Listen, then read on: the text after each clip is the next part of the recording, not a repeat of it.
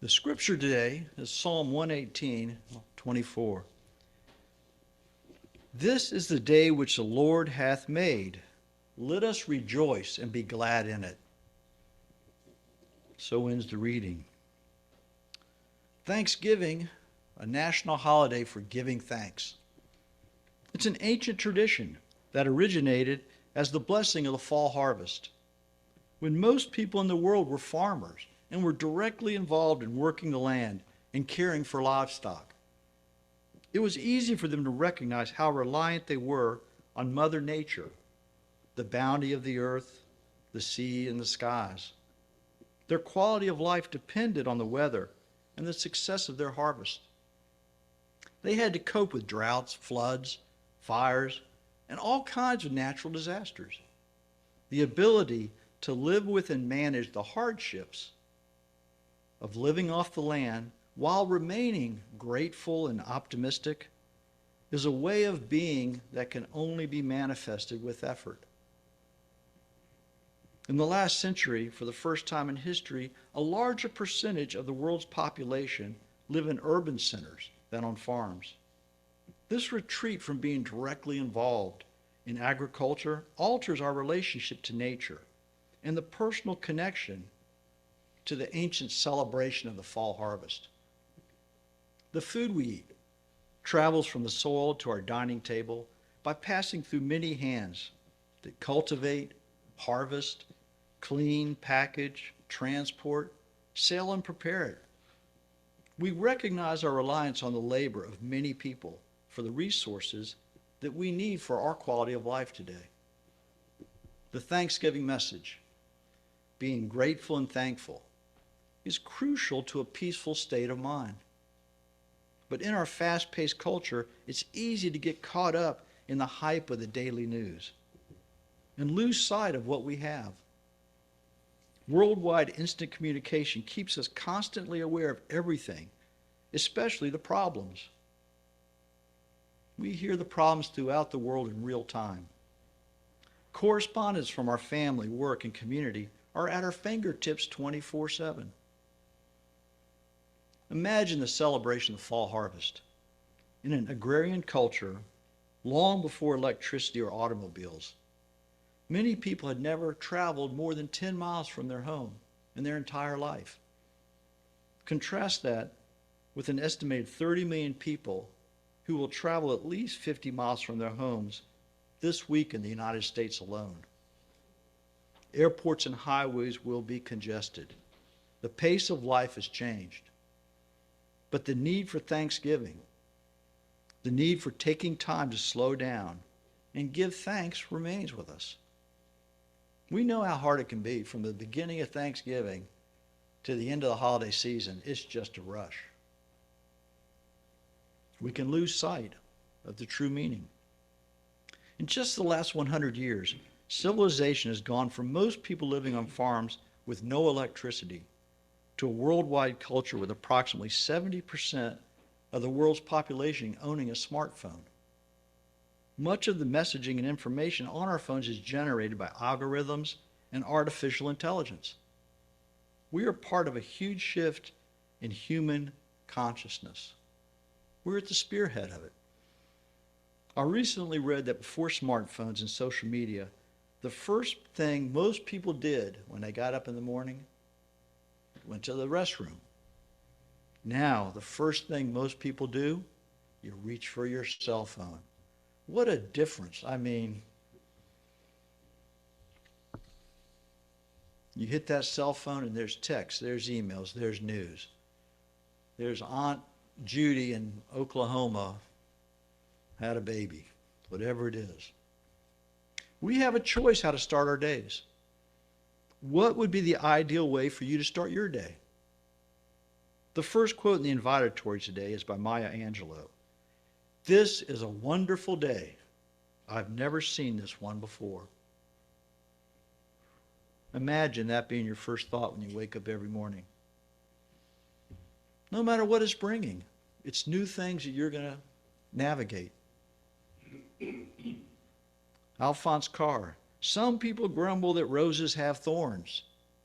I am grateful that thorns have roses. Everything in our lives will have thorns from time to time. Thanksgiving in the holiday season can accentuate the roses and the thorns in our families and our lives. Our lifetimes of family behaviors and interactions will trigger every kind of emotion. Looking for the roses and giving thanks can help develop a positive, optimistic attitude. You can anticipate well in advance the interactions at family gatherings. We all know what's going to happen. You can also decide how you are going to interact. A friend recently told me about a planned discussion with a family member. She told me she decided to just listen and not respond with any remarks that would bring up old feelings. Days later, her sibling called her and said she felt that somehow there was real improvement in their relationship. After a lifetime, just being present, listening, honoring her sibling's perspective, allowed her sibling to voice her feelings, feel heard, and to view the relationship in a more positive light. Didn't have to agree or disagree, just had to patiently listen. The familiar saying, charity begins at home, might lead us to the tools to function and thrive in our own family and social circles. It begins with at least one individual's patient, positive, loving approach. Metaphysics postulates that everything begins with our thoughts. Our thoughts create our reality, and everyone is responsible for their own thoughts and actions. Everyone has from time to time non-productive or negative thoughts. We all know it. There's times we look at something and it kind of pushes your buttons. They may be memories from past experiences, current situations, or anxiety about the future. We can learn to observe our thoughts and emotions and identify the non-productive ones. When we can witness our behavior, we can learn to direct our attention to a productive, positive behavior. The first part is slowing down enough to actually just witness yourself. How often do we think, man, I wish I hadn't said that? An analogy can be made between taking care of our mental and spiritual needs and taking care of our physical bodies. Physically, we need to eat, drink, and sleep daily. We have learned how important it is not only to eat, but what and how much we eat. Probably more important than eating is choosing the proper food and the amount. We learn what our bodies need to feel good and function properly. We find a consistent sleep schedule built around our own circadian rhythms can greatly enhance how mentally alert and physically rested we are. Our peace of mind, our attitude, can be as much in our control as our physical needs are. Choosing our thoughts, figuring out our own rhythm, monitoring it. A friend of mine had some hard years. He told me, I don't want to become an angry old grouch.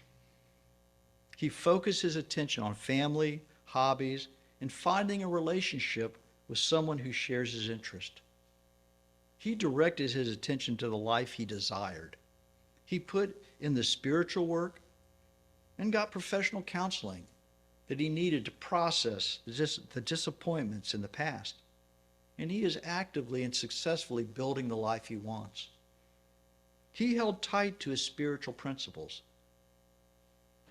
He held tight to his family, his own self-image, and his desired life. He set his intention. There's a saying in Judaism, be not like those who honor their gods in prosperity and curse them in adversity. In pleasure or pain, give thanks. No matter what your personal situation is this holiday season, that optimistic, giving, thankful, looking for things to be thankful for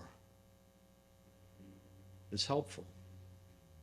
Each of us has the free will and the power to determine what we think and how we view the world. Being grateful and thankful is crucial to your peaceful state of mind. From the Buddhist writings, Sutra 42, sections 10. Giving and receiving. When we give to one another, freely and without condition, sharing our blessings with others and bearing each other's burdens, the giving multiplies, and we receive far more than what was given. Even when there is no immediate prospect of return, heaven or karma keeps account of giving, and in the end, blessings will return to the giver, multiplied many folds. We must give first. To expect to receive without giving is to violate natural law. What are some examples of thankful giving? Giving friends time, attention, and encouragement. Being thankful for friends and that you can be part of their lives. Working for others without expectation of immediate recognition. Picking up the newspaper for a neighbor. No matter what your situation is, you feel better when you reach out to someone who can use a little help. Letting someone go in front of you in traffic.